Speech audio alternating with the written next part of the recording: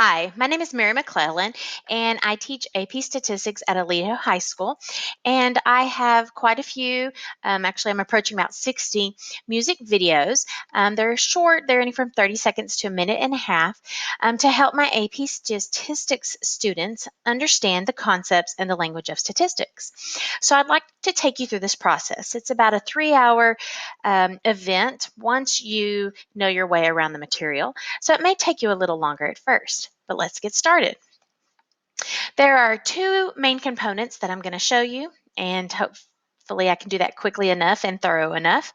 The first component is making that actual music track. I use the program Audacity, and I do that with my PC, my school PC.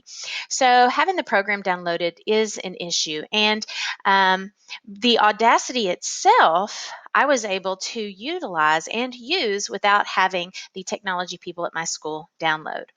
Now, I did need them to download iTunes onto my computer because that was not already there.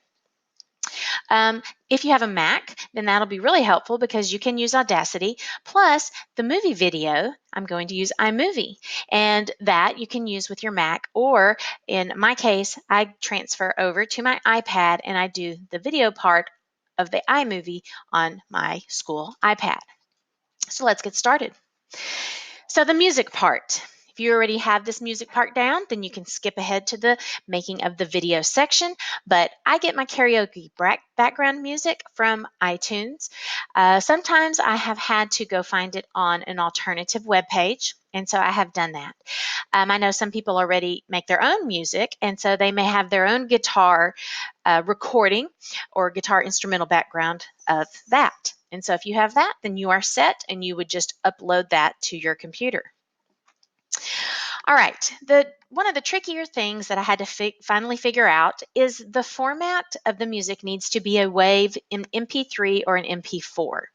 So what I found is that when I pull the song, when I purchase the song from the iTunes store, it may not necessarily be in that format.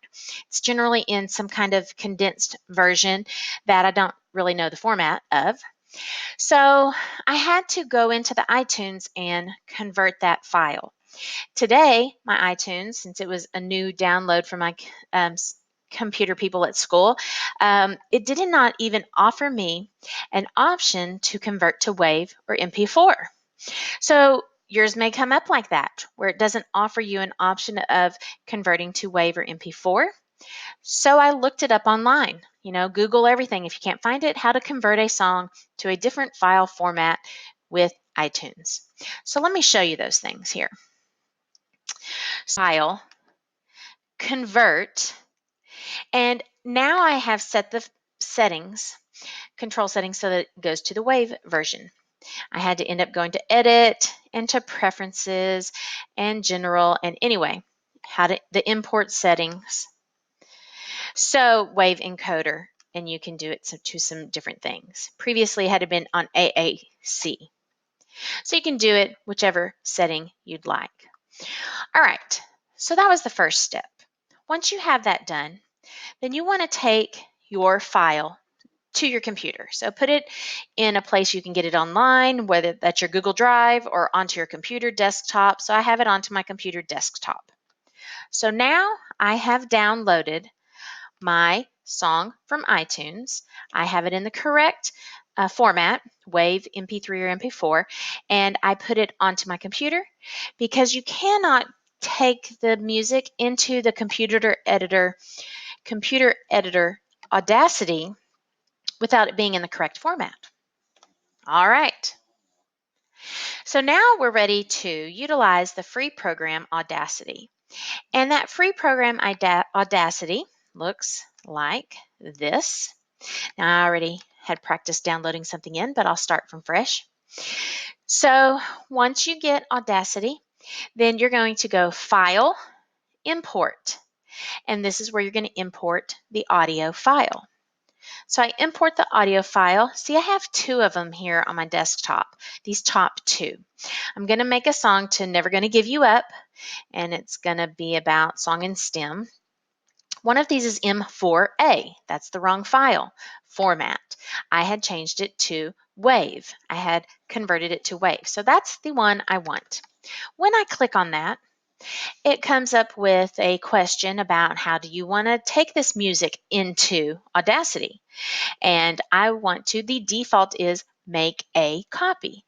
So I'm going to make a copy of this file so that it is safer and I'm not changing the original. I will still have the original. So I hit OK. And now this is all of the music. And so I can do things such as there's a little plus and a minus up here. So I can zoom in to find the different sections. I can hold and highlight just like you would with a mouse. You can then play the music and you can find the sections of this. So I always have to listen through it and find the sections that are the verse that you want and the chorus that you want. So it all depends on how much you have put or what the length of your selection is. My selection is just 2 choruses.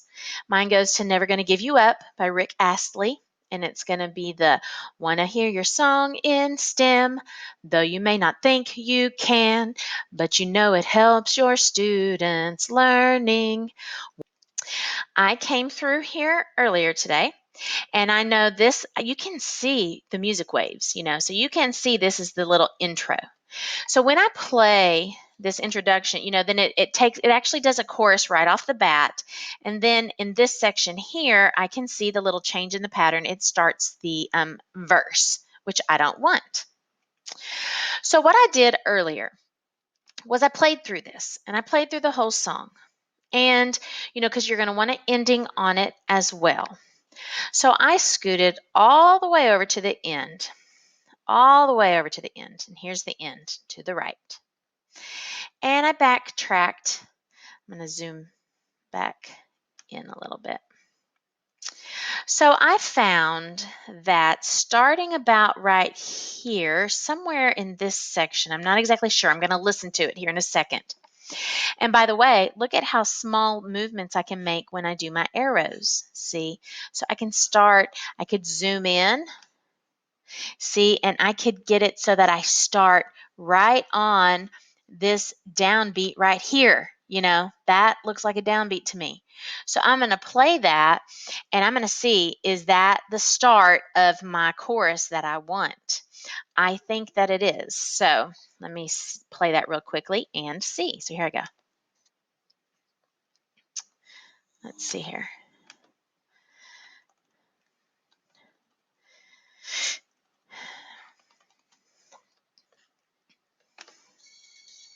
That's the start of a downbeat right there. See how you can visualize that start of a downbeat.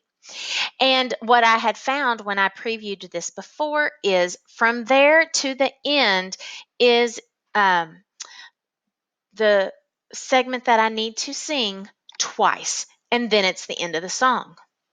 So I want this section here. So I'm going to look at down here, this little section, or the name of that in time. It is 2.58. Okay, so I want it at the 2.58 and 43 or whatever. So you could write that down if you want. Now, I'm going to go to the front because I need the introduction. So when I go all the way to the front and I find my introduction here, I think I want this little bitty introduction plus one other little part of an intro because I don't want to start right away. So let me listen here. Let's see if I can't play this loud enough so that you can hear it on my headphones as well. So let's see if we got that.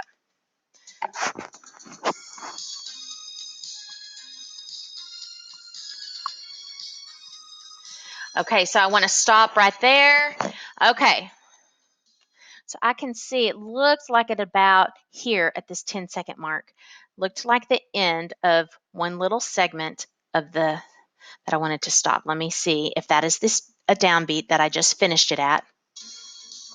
It is. All right. So what I want to do is I want to take away all of this part in the middle, all the way to that end at that 2-minute and 58-second mark. So you see at the bottom, I'm tracking where I'm going to. 2 minutes and I want to go to 58 seconds. Okay, 58, 58.4 something right there, it looks like. And so I have now highlighted it, and I'm going to hit delete. So here we go. Bam, that is gone. So if I now go all the way to the front, and I'm going to zoom out just so you can see, I have now just shortened my song to that much. If I listened to this song, it's going to be a short introduction plus that ending. And I can see, look, this thing is only 45 seconds long. So see, I've now just made a jingle instead of a whole entire song for quick information. So here we go. Let's listen to this. That is my condensed background track that I can then record my song to. So I'm going to save this. When I hit save, I'm going to save this project. Now, notice that when I save this project, it is an Audacity file. It's not an MP3 or whatever. So I'm just going to put it on my desktop real quick. Never going to give you up. I just usually leave it in that format. So here it is. I've saved this. So this is now my track, and I am now going to record the music part to it, the voice track to that. Now, interestingly enough, I want to record it a little slower. It's kind of fast for me, and I don't feel comfortable. I want to show you something interesting that you can do. You can take all of this music, and there's lots of effects. If you go up here to Effect, you can go to this effect and you can change the speed. You can change the pitch. I have changed the pitch whenever the karaoke was too high for me. I want to change the speed. I want to take that down just a notch. So I'm going to move it down a tad, and then I'm just going to try this out and see if I like it. So let's just try it and see if I like that speed.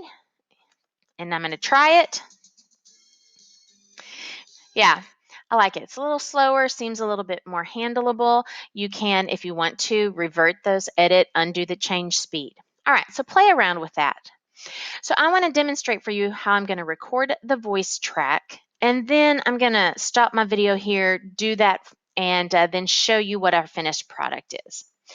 But to do a voice track, see, you just got your record button here. And so I'm going to then go ahead and record this voice track. I like to pull up my words, of course, whenever I'm doing that. So let's see how this goes. Here we go.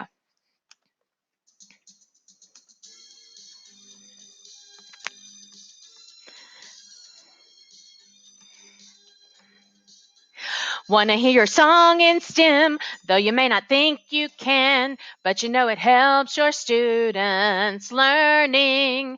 Want to hear your song in STEM, give a better education, enhance all knowledge and learning. Want to hear your song in STEM, though you may not think you can, but you know it helps your students learning. Want to hear your song in STEM, give a better education, enhance all knowledge and learning. All right. So that is it. Oh, and you know what I did? I'm speaking there at the end, and that's messing it up. Plus, you might have seen my son's hand come into the recording video here. But, hey, that's real life. That's how it goes. Okay, so see, look, I want to take that part off. So I can do that. I want to take that part of the voice track off where I started talking back at the end. I can come up there. I selected it. I think that I do this track muting, this something about the muting or unmuting. I can't remember exactly. Generate silence. Okay, I want to generate silence right there. So that's the section I want silence on. See, look, and it just took it away. I can come here to the front, and I want to generate silence right there because I don't want the noise of me dancing around before I get started. So I want to generate silence right there, okay? So you just have to get into this program. It's got so many neat things. Now, I will tell you one last item before I finish up this track. Sometimes when I have done this, the voice track has not lined up exactly with the instrumental track. And so you can do this tool here where it is a sound or a time shifting tool. So I can come in here and then I can move this around to where I get it to line up. So there's where it was, and I'll listen to it here in a second, and if it's not quite right, then I will shift this back and forth until I get that lining up properly.